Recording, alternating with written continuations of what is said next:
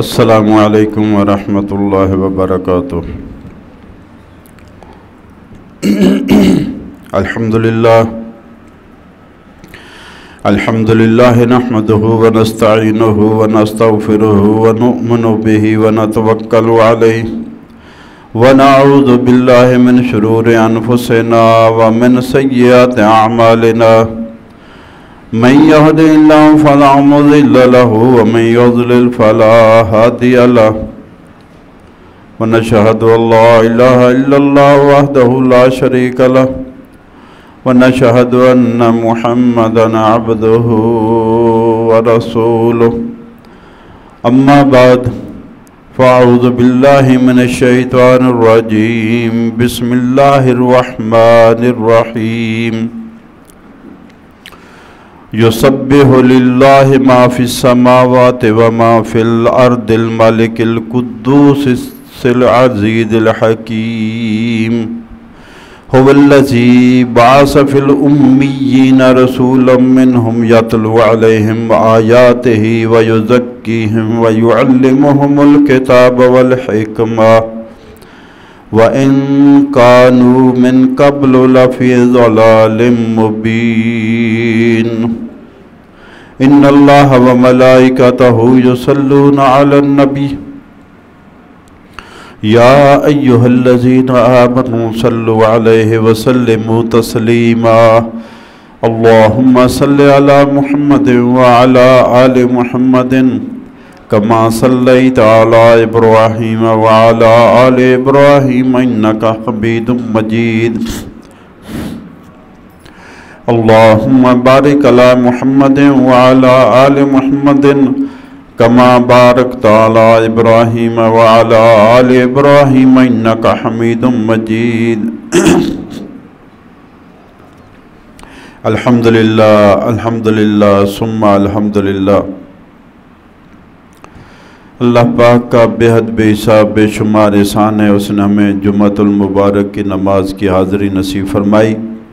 اللہ تعالی ہمارا آنا قبول فرمائے اور اسی ہمارے آنے کی برکت سے ہمیں اللہ تعالی دنیا میں آخرت میں ہر جگہ آسانیاں، خیر و برکت، خوشیاں اور خوشحالیاں عطا فرمائے، آمین یا رب العالمین۔ جمعہ کے دن ظہر کی نماز کو مختصر کر کے 2 رکعت کر دیا جاتا ہے۔ ظہر کے 4 فرض ہیں، جمعہ کے دن وہی 4 2 میں کنورٹ ہو جاتے ہیں۔ باقی 2 فرض جو تھے اللہ نے اضافی بوجھ نہیں ڈالا کہ 4 فرض بھی رہتے، ساتھ خطبہ جمعہ بھی ہو جاتا، بیان بھی ہو جاتا، ہو سکتا تھا۔ یرید اللہ بکم الیسر ولا یرید بکم العسر، اللہ تمہیں آسانیوں میں رکھنا چاہتا ہے، اللہ نہیں چاہتا کہ تمہارے لیے کوئی مشکل پیدا ہو، اس لیے اپنی نماز کو ادا کیا، ساتھ 2 رکعتوں کی جگہ خطبے کا بیان رکھ دیا۔ اور یہ خطبہ ہوتا ہے دین سیکھنے کے لیے، یہ خطبہ رکھا دین سیکھنے کے لیے تاکہ رسول اللہ کا نائب ممبر رسول پر بیٹھ کر لوگوں کو دین کی بات کرے، دین سکھائے، اس لیے خطبہ رکھا۔ وہ عربی کا خطبہ ہوتا تھا، ہم چونکہ اجمی ہیں عربی جانتے لیے، اس لیے خطبے کے ساتھ پہلے تقریر اور بیان شروع کر دیا تاکہ لوگوں کو اس کا فائدہ بھی پہنچے۔ عربی میں آپ کے سامنے خطبہ پڑھ دیا جائے، قاری صاحب پڑھتے رہتے ہیں، کچھ آتی ہے سمجھ؟ نہیں آتی، حالانکہ وہ ایک ہی خطبہ جو بار بار پڑھ رہے ہیں، اور یہ بھی مقصد نہیں خطبے کا جو بار بار ایک ہی پڑھا جاتا ہے۔ سارے مسائل دین کی ساری جہت خطاب میں، جیسے تقریریں ہر جمعے مختلف ہوتی، ایسے خطبے بھی مختلف ہونے چاہیے، لیکن کیا کریں، جو لکھا ہوا ہے وہی پڑھنا ہے، ہم نے مجبوری ہماری۔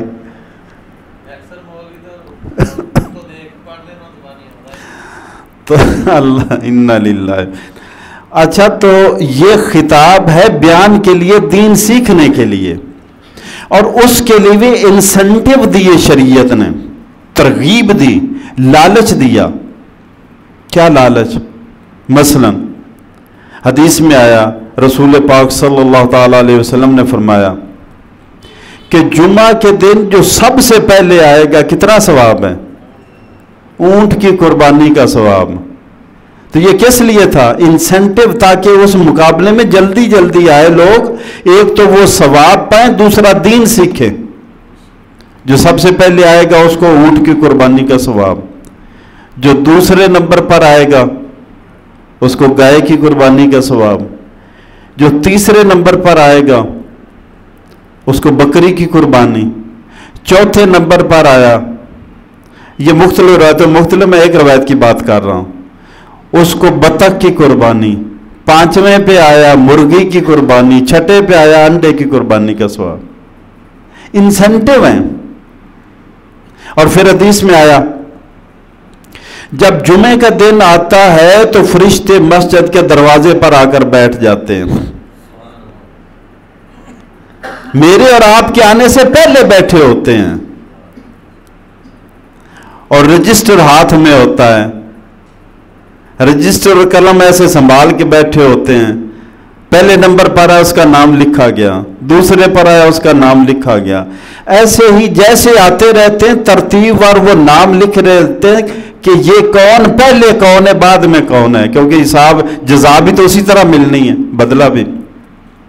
لیکن جب بیان کرنے والا خطبے والا خطیب خطبہ پڑھنے کے لیے آتا ہے تو وہ رجسٹر بند کرتے اور دین سننے بیٹھ جاتے ہیں. وہ خود سننے بیٹھ جاتے ہیں. اس وقت رجسٹر بند ہو چکا ہوتا ہے. اب آپ خود اندازہ لگا لیں کہ جو جمعے کی اذان سن کر آتے ان کی حاضری لگی کہ نہ لگی، کہاں گئی ان کی حاضری؟ اس وقت فرشتے تو رجسٹر بند کر کے بیٹھے ہیں. لیکن اصل حق اور سچ یہی ہے کہ کسی صاحب نے پوسٹ لگائی تھی، ابھی رمضان ہوا ہے نا، تو دوسرے کے تیسرے دن ایک پوسٹ لگی تھی کہ مسجد میں جماعت ہو رہی، آگے امام ہے، پیچھے 3 کے 4 نمازی ہیں. تو اس نے لکھا تھا کہ مہمان چلے گئے گھر والے رہ گئے. تو حق یہی ہے کہ جو گھر والے ہوتے ہیں وہی رہتے ہیں، مہمان تو مہمان اداکار ہی ہوتے ہیں، انہوں نے تو پھر جتنی دیر کی مہمانی اتنی کر کے چلے جانا ہے.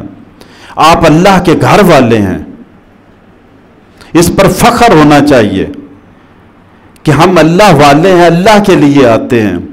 ہم کوئی سر سے بوجھ اتارنے کے لیے نہیں آتے، ہم دین سیکھنے کے لیے آتے ہیں. مقصد دین سیکھنا ہے. خیرکم من تعلم القرآن وعلمہ، تم میں سے بہترین وہ ہے جو قرآن سیکھے اور سکھائے. ارے سکھا نہیں سکتا، سیکھنے کے درجے میں تو ہر ایک آ کے بیٹھ سکتا ہے نا کہ میں سیکھنے کے لیے آیا ہوں. 50% تو پارٹنرشپ ہر ایک کے حصے میں آ سکتی ہے نا. سکھانے والی 50% چلو کسی کے حصے میں نہ آئی، ہر ایک کے حصے میں نہیں آتی، لیکن سیکھنے والا درجہ جو ہے وہ تو ہر ایک کے مقدر میں آ سکتا ہے. تو فرمایا یسبح للہ ما فی السماوات وما فی الارض، تسبیح کر رہی ہے ہر چیز اللہ کی، جو کچھ آسمانوں میں ہے جو کچھ زمین میں ہے. الملک القدوس العزیز الحکیم، وہ اللہ جو حقیقی بادشاہ ہے، القدوس جو پاک ہے، ہر طرح کی عیب، ہر طرح کی کمزوری، ہر طرح کے نقص، مخلوق کی مشابہت، ہر چیز سے وہ پاک ہے. ہم سبحان اللہ کہتے ہیں نا کہ اللہ پاک ہے. کیا اللہ کے کپڑے گندے ہو گئے جو اس نے صاف کر کے پہن لیے؟ اللہ پاک ہے ہر عیب سے، ہر خامی سے، ہر کمزوری سے، مخلوق جیسا ہونے سے، مخلوق کی مشابہت سے اللہ پاک ہے. الملک القدوس العزیز الحکیم، وہ زبردست ہے اور بڑا حکمت والا ہے. هو الذی بعث فی الامیین رسولا منہم، وہی تو ہے جس نے بھیجا ایک ذی شان عظمت والا رسول، فی الامیین، ان پڑھوں میں، مکہ والے امی کہلاتے ہیں. امی سے ہے، عربی میں ماں کو کہتے ہیں، یعنی ماں کے پیٹ سے نکلا تو وہ پڑھا لکھا نہیں تھا، ویسے ہی رہا. جس نے نہیں پڑھا لکھا یہ ماں کے پیٹ کی طرح ایسے ہی جیسے آج پیدا ہوا، اس نے کچھ سیکھا نہیں، پڑھا نہیں ہے، تو ان کو امی کہتے تھے. مکہ میں بہت کم لوگ تھے جو لکھنا پڑھنا جانتے تھے. تو فرمایا وَالَّذِي بَعَثَ فِي الْأُمِّيِّينَ رَسُولًا مِّنْهُمْ، وہی اللہ ہی تو ہے جس نے بھیجا ان پڑھوں میں اپنا رسول جو انہی میں سے ہے. اور وہ کیا کرتا ہے؟ یتلو علیہم آیاتہ، وہ ان کے سامنے اللہ کی آیات پڑھتا ہے، اللہ کے قرآن کی تلاوت کر کے سناتا ہے. یہ تھا آپ کا طریقہ تبلیغ. اللہ کے رسول صلی اللہ علیہ وسلم اللہ کا قرآن پڑھ کر سناتے تھے، اور قرآن پڑھ کر لوگوں کو سنانا، بتانا، سکھانا، یہی اللہ کے رسول کی سنت ہے، یہی نبی کا طریقہ ہے، اور یہی تبلیغ کا رسولی طریقہ ہے، نبوی طریقہ ہے. کیونکہ دین قرآن میں نازل ہوا ہے. یتلو علیہم آیاتہ، ان لوگوں کے سامنے اللہ کے قرآن کی آیات کی تلاوت پڑھ پڑھ کر وہ سناتے ہیں. وَيُزَكِّيهِمْ، اور ان کو حق بات بیان کر کر کے برائی سے، بدی سے پاک کرتے ہیں، شرک سے، کفر سے پاک کرتے ہیں، توحید اور حق کا پیغام ان کے دل میں بٹھاتے ہیں. وَيُعَلِّمُهُمُ الْكِتَابَ وَالْحِكْمَةَ، اور ان کو کتاب اور حکمت کی تعلیم دیتے ہیں. کتاب سے مراد تو قرآن ہے. دیکھو قرآن کی آیتوں کی تلاوت کرنا پہلا درجہ، دوسروں کو قرآن کی آیتیں پڑھ کر سنانا یہ نبی کا طریقہ ہے. یہاں پہ نبی کے فرائض منصبی کا ذکر ہے کہ اللہ نے رسول صلی اللہ علیہ وسلم کو بھیجا، ان کے ذمے 4 کام لگائے. اللہ کی آیات پڑھ پڑھ کر سنانا لوگوں کو، ان کا تزکیہ کرنا، ان کو شرک اور کفر سے پاک کرنا، ان کو قرآن کی تعلیم دینا. وَيُعَلِّمُهُمُ الْكِتَابَ، تلاوت کرنا الگ ہے، تعلیم دینا الگ ہے. کیونکہ پریکٹس اور سکھانا، سیکھنا، میں نے عرض کیا تھا حدیث میں آتا ہے خَيْرُكُمْ مَنْ تَعَلَّمَ الْقُرْآنَ وَعَلَّمَهُ، بہترین وہ جو قرآن سیکھے کہ قرآن کیا ہے، اس پر عمل کیسے کرنا ہے، سیکھے، عمل کرنے کے لیے سیکھے. صحابی کہتے ہیں رضوان اللہ علیہم اجمعین کہ ہم 10 آیتیں سیکھتے تھے اللہ کے رسول سے، 10 آیتوں کا سبق لیتے تھے، جب تک ان کو پورا معنی، مطلب، عمل سیکھ نہیں لیتے تھے اگلی 10 آیتیں شروع نہیں کرتے تھے. حضرت عبداللہ بن عمر رضی اللہ تعالیٰ عنہ کہتے ہیں کہ مجھے سورہ بقرہ سیکھنے میں 8 سال لگے. سیکھنے میں ہمارا سارا زور طوطے طرح پڑھنے پر لگا ہوا ہے. سیکھنے میں، سیکھو قرآن، اللہ کیا کہتا ہے، ہمیں کیا کرنا ہے، ہمارا سارا زور ہے. وہ 40 من کا قرآن سونے کے تاروں سے لکھ کے رکھ چھوڑا ہے ہم نے. ہم یہی بہت بڑا کمال سمجھتے کہ اتنی محبت ہے ہمیں قرآن سے. قرآن سے محبت ہے کہ قرآن کو پڑھو، قرآن کو سیکھو، قرآن کو سکھاؤ اور اس پر عمل کرو. وَيُعَلِّمُهُمُ الْكِتَابَ، وہ کتاب کی تعلیم دیتے، وَالْحِكْمَةِ، اور حکمت. حکمت سے مراد علماء نے فرمایا سنت. قرآن کی تعلیم ہے. قرآن کہتا ہے اقیموا الصلاۃ، نماز قائم کرو. اللہ نے کہا نماز قائم کرو، لیکن قرآن میں کہیں نہیں ہے نمازوں کی ترتیب. فجر کی کتنی رکعتیں ہوں گی، ظہر کی کتنی ہوں گی، عصر کی، مغرب عشاء کی کتنی ہوگی، کوئی قرآن میں تفصیل نہیں ہے. تو قرآن بھی سکھاتے، ساتھ قرآن پر عمل سکھاتے اپنی سنت سے. وَيُعَلِّمُهُمُ الْكِتَابَ وَالْحِكْمَةَ. صحابہ نے پوچھا یا رسول اللہ کیف نصلی، یا رسول اللہ، یا رسول اللہ صلی اللہ علیہ وسلم ہم نماز کیسے پڑھیں، اللہ کا حکم ہے نماز قائم کرو. تو بخاری شریف میں آیا جواب آیا، فرمایا سلو کما رأیتمونی اصلی، جیسے مجھے پڑھتا ہوا دیکھتے ہو ویسے تم بھی پڑھتے رہا کرو۔ تو عبادت وہی ہے جو نبی صلی اللہ علیہ وسلم کے طریقے پر ہے، کیونکہ اللہ نے اپنے نبی کو سکھایا اور نبی کی ذمہ داری لگائی امت کو سکھانا۔ وَيُعَلِّمُهُمُ الْكِتَابَ، اور یہ رسول صلی اللہ علیہ وسلم امت کو کتاب کی بھی تعلیم دیتے ہیں، والحکمت، اور حکمت کی بھی تعلیم دیتے ہیں۔ وَإِن كَانُوا مِن قَبْلُ لَفِي ضَلَالٍ مُبِينٍ، اگرچہ اس سے پہلے، قرآن کے نازل ہونے سے پہلے، نبی صلی اللہ علیہ وسلم کے نبوت سے پہلے یہ لوگ کھلی گمراہی میں تھے، ضلال مبین۔ اس سے بڑی گمراہی کیا ہوگی کہ زمین پر جو اللہ کا گھر تھا، بیت اللہ، اللہ کا گھر، اس میں بھی 360 بت رکھ دیے۔ اس سے بڑی گمراہی کیا ہوگی؟ وہ اللہ کا گھر جو اللہ کے نبی، اللہ کے رسول ابراہیم علیہ السلام اور ان کے بیٹے اسماعیل علیہ السلام نے بنایا تھا، اس میں بھی بت رکھ دی۔ وَإِن كَانُوا مِن قَبْلُ لَفِي ضَلَالٍ مُبِينٍ، اگرچہ اس سے پہلے یہ کھلی گمراہی میں تھے۔ وَآخَرِينَ مِنْهُمْ لَمَّا يَلْحَقُوا بِهِمْ، اور اللہ کے رسول ان کے لیے بھی ہدایت ہیں، ان کی بھی ہدایت کا سامان کرتے ہیں جو ابھی تک آئے نہیں ہیں ان کے پاس۔ وَهُوَ الْعَزِيزُ الْحَكِيمُ، اور وہ اللہ تعالیٰ بڑا زبردست ہے، بڑا حکمت والا ہے۔ ذَلِكَ فَضْلُ اللَّهِ يُؤْتِيهِ مَن يَشَاءُ، یہ اللہ کا فضل ہے، وہ جس کو چاہے عطا کر دے۔ دین اللہ کا فضل ہے۔ حدیث میں آتا ہے اللہ دنیا دیتا ہے جس کو چاہتا ہے، جس کو نہیں چاہتا، وہاں پہ کوئی پسند ناپسند کا تذکرہ نہیں ہے۔ مال کی بنیاد پر آپ قطعاً یہ دعویٰ نہیں کر سکتے کہ یہ اللہ کا پیارا بندہ ہے۔ مال کی تقسیم اللہ کی پسند ناپسند پر نہیں ہے، چاہے سلیمان علیہ السلام کو بادشاہ بنا دے، چاہے فرعون کو قارون کو دے دے، یہ تو اس کی مرضی۔ یہاں پہ اللہ کی پسند ناپسند نہیں ہے، لیکن دین اس کو توفیق دیتا ہے جس کو اللہ پسند کرتا ہے۔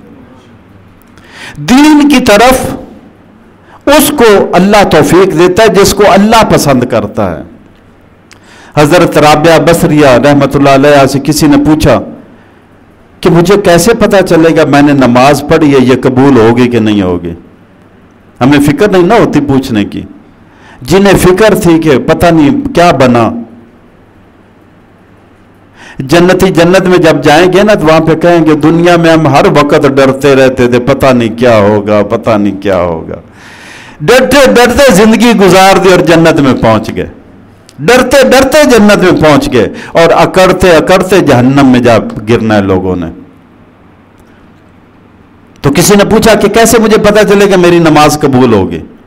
تو حضرت رابعہ بصریہ نے کہا کہ اگلی نماز اگر تو پڑھے گا نا تو اس کی توفیق ملنا ہی علامت ہے کہ پچھلی تیری قبول ہو گئی ہے۔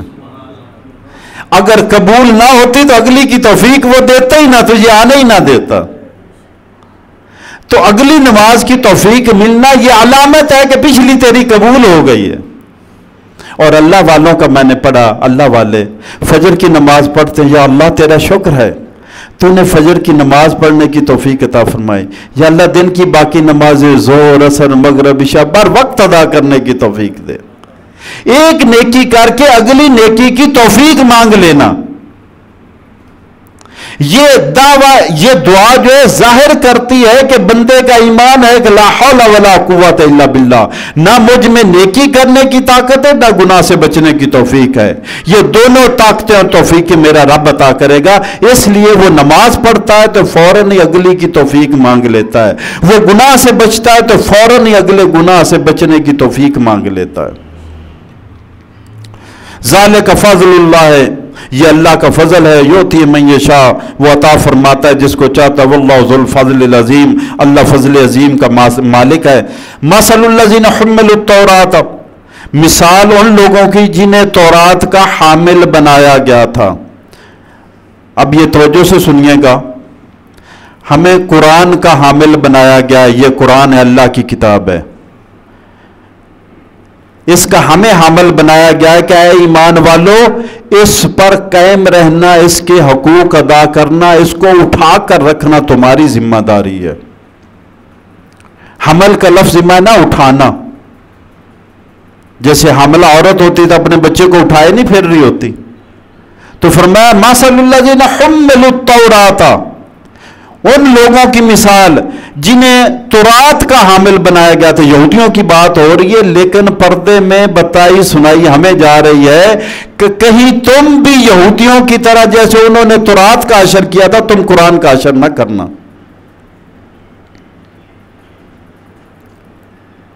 ایک شخص نے، اس صحابی نے رضی اللہ تعالیٰ عنہ نے اللہ کے رسول صلی اللہ علیہ وسلم سے عرض کی کیسے ہم گمراہ ہو جائیں گے جبکہ اللہ کی کتاب قرآن موجود ہے ہم میں؟ اللہ کے رسول صلی اللہ علیہ وسلم نے فرمایا تیری ماں تجھے روئے، میں تو تجھے عقل مند سمجھتا تھا، بلکہ لفظ حدیث کہ میں تو تجھے مدینہ کا فقیہ سمجھتا تھا کہ تو بڑا اہل علم ہے، یہ تو نے بات کیا کی؟ یہودیوں کے پاس تورات نہیں ہے، کیا تورات سے فائدہ اٹھایا انہوں نے؟ عیسائیوں کے پاس انجیل تھی، فائدہ اٹھایا انہوں نے؟ جب تک اس پر عمل نہیں کرو گے کتاب کا ہونا فائدہ نہیں دے گا تمہیں۔ تم چوم چوم کر چارپائیوں پر رکھتے پھرو گے، تم چوم چوم کر دالانوں میں رکھتے پھرو گے، تم اس کو خوشبوئیں لگا لگا کر غلاف چڑھاتے پھرو گے، کتاب فائدہ نہیں دے گی جب تک اس پر عمل پیرا نہیں ہوگے۔ عمل سے زندگی بنتی ہے، جنت بھی جہنم بھی۔ تو فرمایا مثل الذین حملوا التوراۃ، مثال ان لوگوں کی جنہیں تورات کی ذمہ داری دی گئی تھی، تورات پر عمل کی ذمہ داری، تورات کو اٹھانا۔ جب ہم قرآن پر عمل کریں گے، قرآن کا نمونہ بنیں گے تو ایسے ہے جیسے ہم نے قرآن کو سر پر اٹھا رکھا ہے۔ مثال ان لوگوں کی جنہیں تورات کا حامل بنایا گیا تھا ثم لم يحملوها، لیکن انہوں نے اس کو نہ اٹھایا، ذمہ داری کو ادا نہ کیا، اس کا حق ادا نہ کیا، اس کو سمجھا اور اس پر عمل کرنے کا حق ادا نہ کیا، تو ان کی مثال کیسی؟ کمثل الحمار، ان کی مثال اب ایسی ہے جیسے گدھے۔ تورات کا حامل بنایا گیا، تورات کی ذمہ داری دی گئی، موسیٰ علیہ السلام پر اترنے والی تورات، فرمایا اس پر عمل کرو، عمل نہیں کیا، کمثل الحمار۔ اب سوال پیدا یہ ہوتا ہے بھئی حافظ بھی ہیں قرآن کے ہیں، عالم بھی ہیں قرآن کے ہیں، مفتی بھی ہیں، محدث بھی ہیں، کتنے دین کی خدمت کرنے والے ہیں، کمثل الحمار، ان کی مثال گدھوں جیسی ہے، یحمل اسفارا، گدھے پر آپ ہزاروں کتابیں رکھ دو وہ عالم نہیں بن جائے گا۔ اگر ڈگریاں علم کی ہے عمل نہیں ہے تو پھر گدھے کی طرح تم علم اٹھائے پھر رہے ہو، عالم نہیں بن سکتے تم۔ اگر حق ادا نہیں کیا کتاب کا، یہ تورات کی بات ہو رہی ہے، لیکن در پردہ ہمیں قرآن کے بارے میں سمجھایا جا رہا ہے کہ تمہارا رویہ اللہ کی کتاب قرآن کے ساتھ کیسا ہونا چاہیے۔ یہ صرف تویز بنا کر گلے میں لٹکانے کے لیے کتاب نہیں آئی ہے، یہ صرف شبینوں میں رات کو طوطے کی طرح پڑھ کر فارغ ہو جانے کے لیے، یہ اس کے لیے نہیں آئی ہے۔ وہ مجھے شعر نہیں آتا علامہ اقبال کا کہ جناب یہ کتاب زندگی تھی اور ہم نے مردوں پر پڑھنے والی کتاب میت بنا دیا اس کتاب کو۔ ہم نے اس سے حاصل کیا تو کیا کیا کہ مردوں کے لیے پڑھ پڑھ کر بخشتے ہیں، مرنے والے پر پڑھتے ہیں یا پڑھ پڑھ کر مرنے والوں کو بخشتے جا رہے ہیں۔ ارے اپنے لیے پڑھ اس کو، اس پر عمل کر، پھر عمل کر کے تو نہ بھی پڑھ اس کے لیے دعا کرے گا تو اللہ تیری دعا سے اس کو بخش دے گا۔ اگر تم قرآن کا عامل بنے گا، قرآن کا عالم اور قرآن کا عامل، فرمایا مثل الذین حملوا التوراۃ ثم لم یحملوها کمثل الحمار، جنہوں نے تورات کی ذمہ داری دی گئی تھی لیکن ذمہ داری نبھائی نہیں ہے۔ پچھلے جمعے شاید میں نے عرض کیا تھا، دو طرح کے لوگ ہیں دنیا میں، ایک مالدار لوگ اور ایک دیندار لوگ۔ مالداروں کی محنت یہ ہے کہ ہمیں دین پر عمل نہ کرنا پڑے، مال کے ذریعے حج، عمرہ، زکوٰۃ، خیرات، 10 لاکھ کا اونٹ، یہ وہ، بس مال کے ذریعے ہم دین خرید لیں۔ اور دینداروں کی یہ کوشش ہے کہ دین کے ذریعے ہم مال کماتے جائیں۔ دونوں کا بزنس، دونوں کا کاروبار دھوکے کا کاروبار، دونوں کا کاروبار ناکامی کا کاروبار۔ ٹارگٹ اپنی اصلاح ہے یا اللہ والوں کی اصلاح ہے؟ کام کرنا ہے اللہ کے لیے۔ اور یہ مرنے والے کو جو 2000 3000 5000 قرآن جناب بخش دیے جاتے ہیں، کبھی سوچا آپ نے، کبھی تحقیق کی کہ وہ کسی نے پڑھے بھی تھے یا کاغذ پر لکھ دیے گئے ہیں؟ مثل الذین حملوا التوراۃ ثم لم يحملوها كمثل الحمار يحمل اسفارا، جو عمل نہیں کرتے، اور چاہے وہ عالم ہے، محدث ہے، مفسر ہیں، جو کچھ بھی ہیں، جو اللہ کی کتاب پر عمل نہیں کرتے، ایسے یہ جیسے گدھے پر کتابیں لدی ہوئی ہیں۔ یہ قرآن کا فیصلہ ہے۔ بئس مثل القوم الذین کذبوا بآیات اللہ، بہت بری مثال ہے یہ ان لوگوں کی جو اللہ کی آیتوں کو جھٹلاتے ہیں۔ یہاں جھٹلانے سے مراد علماء نے کہا ہے کہ اللہ کی آیتوں کو مان تو لینا لیکن عمل نہ کرنا، عملی طور پر جھٹلانا، ایمانی طور پر مان لینا، ایمانی طور پر دعویٰ کرنا کہ یہ اللہ کی کتاب ہے، یہ محفوظ ترین کتاب ہے، میں اس کو مانتا ہوں، لیکن عملی طور پر نہ اس کے حلال کو حلال سمجھنا، نہ اس کے حرام کو حرام سمجھنا، نہ اس کے شرک کو شرک سمجھنا، نہ اس کی ممنوعات کو ممنوعات سمجھنا، نہ اس کے مامورات پر عمل کرنا، یہ ہے عملی طور پر جھٹلانا۔ بئس مثل القوم الذین کذبوا بآیات اللہ، بہت بری مثال ہے ان لوگوں کی جنہوں نے جھٹلا دیا اللہ کی آیات کو۔ واللہ لا یہدی القوم الظالمین، اور اللہ تعالیٰ ظالم لوگوں کو ہدایت نہیں دیتا۔ قل یا ایھا الذین ہادوا، کہو کہ اے لوگوں جو یہودی بن گئے ہو، ان زعمتم انکم اولیاء للہ، اگر تمہارا دعویٰ ہے کہ تم اللہ کے دوست ہو، اللہ کے ولی ہو۔ یہودی کہتے تھے نحن ابناء اللہ واحبہ، قرآن میں ان کا بیان آیا، وہ کہتے تھے ہم اللہ کے لاڈلے، اللہ کے چہیتے، اللہ کے پتر ہیں ہم۔ بیٹا بھی کسی کا ہو اور چہیتا بھی ہو، لاڈلا بھی ہو، تو اس کے ناز نخرے اور ہوتے ہیں۔ یہودی بھی اللہ کی ایسی اولاد بنے بیٹھے تھے، وہ کہتے تھے جہنم تو دوسروں کے لیے بنی ہے، جنت تو ہے ہی یہودیوں کے لیے۔ تو ان کو اللہ نے چیلنج کے طور پر، اب دیکھو آپ کا کوئی دوست ہے تو آپ کو دوست سے ملنے کو دل نہیں کرے گا؟ دوست سے تو بندہ ہجر اور فراق برداشت نہیں کرتا، ملنے کو دل کرتا ہے، دوست کے پاس جانے کو دل کرتا ہے۔ تو یہی جو وہ دوستی کا دعویٰ کر رہے تھے، آج بھی دیکھ لو ہمارے بھی کچھ دعوے ہیں، یہ ان کے داموں کی بات نہیں ہے، یہ ان کی مثال ہے، حقیقت میں ہمارے سامنے عمل ہے۔ تو فرمایا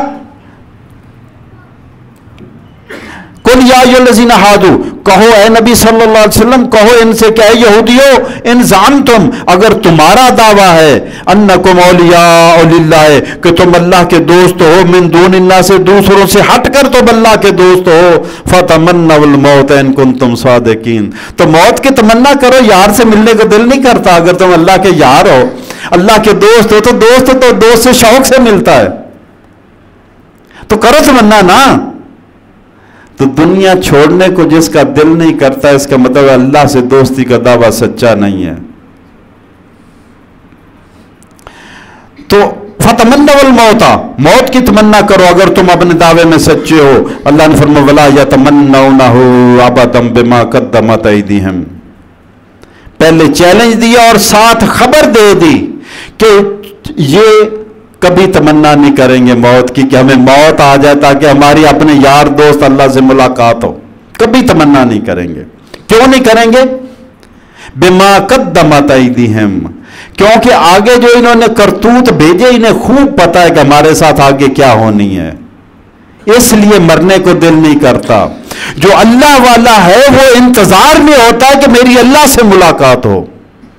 جو دنیا والا ہے اس کا مرنے کو دل نہیں کرتا. مجھے جرمنی لے جاؤ, مجھے امریکہ لے جاؤ, مجھے فلاں لے جاؤ, فلاں ڈاکٹر کو بلاؤ, میرا انتظام کرو.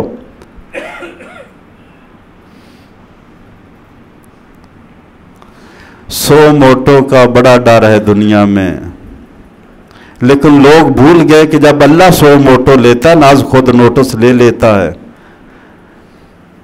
پھر اللہ کی نبطش ربک لشدید, اللہ کی پکڑ بڑی سخت ہے. اللہ کے سو موٹو دکھتے ہی نہیں تمہیں. تم اندازے لگاتے ہو یہ کرونا ہے, تم اندازے لگاتے ہو یہ ڈینگی ہے, تم اندازے لگاتے ہو یہ مونکی پاس ہے. اب آ گیا مونکی پاکس, نیا عذاب اللہ کا. اگر نہیں توبہ کریں گے تو بدل بدل کر اللہ کی پکڑ آتی رہے گی. اللہ اتنا کمزور نہیں ہے. یہ بھی اللہ کا کرم ہے کہ اللہ آزمائش بھیجتا ہے تاکہ بندے واپس اللہ کی طرف پلٹ آئے. ذالک بما قدمت ایدیہم, یہ موت کی تمنا نہیں کریں گے. ولا یتمنونہ ابدا بما قدمت ایدیہم, اپنے ہاتھوں کی کمائی کی وجہ سے. واللہ علیم بالظالمین, اللہ تعالیٰ ان ظالموں کو خوب جانتا ہے. اور آج کی آخری بات, قل ان الموت الذی تفرون منہ, اے میرے نبی کہو ان سے کہ لوگو تم موت سے ڈرتے ہو نا, کبھی برطانیہ, کبھی جرمنی, کبھی امریکہ, کبھی کہیں, کبھی کہیں. مرنے کو دل نہیں نہ کرتا. موت سے بچنے کے لیے دنیا کے ہسپتالوں میں ماہرین اور ڈاکٹروں کے پاس جاتے ہو.